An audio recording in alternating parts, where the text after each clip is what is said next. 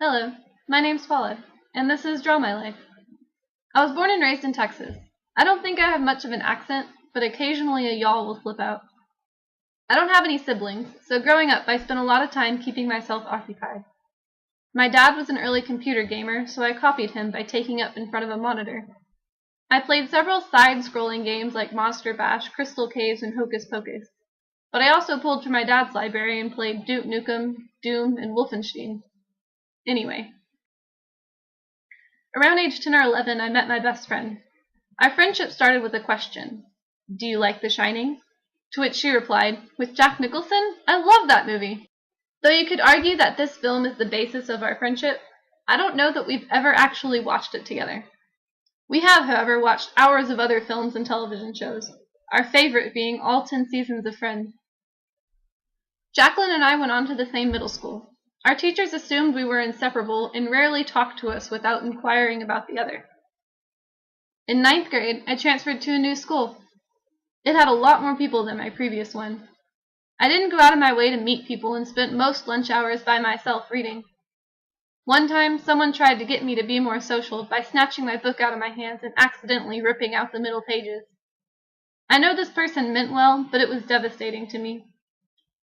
I eventually convinced my parents that I was quite unhappy at my new school, and they consented to let me return to my previous one, which would take me through my senior year.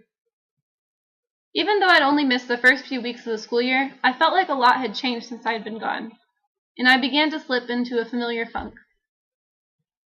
My sophomore year, at someone's suggestion, I walked into the theater department to see if there was a spot for me. Luckily, there was. And before you get the wrong idea, it was as a stage manager, which means I was definitely not on stage. I thrived in this role. Being a part of the theater made the rest of school much more tolerable. When it came time to apply for college, I only had one real search criteria: anywhere but Texas.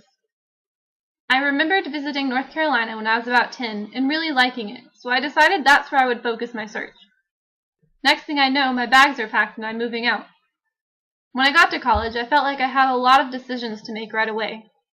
One of the choices I made early on was to pursue a practical major, opposed to one that I was truly interested in.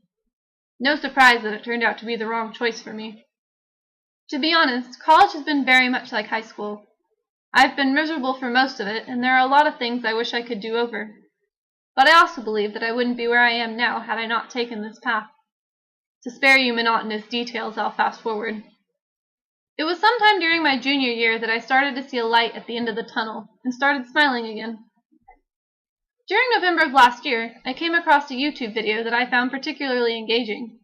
Up until this point, I had not really been aware of the blogging world of YouTube. I thought it was just a dumping ground for videos of inane things and people trying too hard to make others laugh.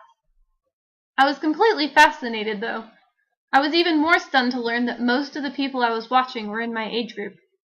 I wanted to get involved, but I was hesitant because I had obviously missed the memo that these people received when we were about 16.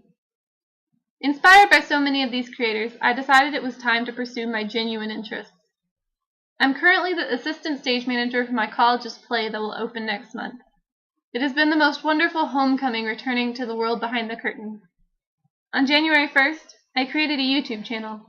I haven't really done anything with it yet, but I have a notebook with pages of ideas because I'm intrigued by the world that exists behind the camera. Maybe I'll even venture in front of it.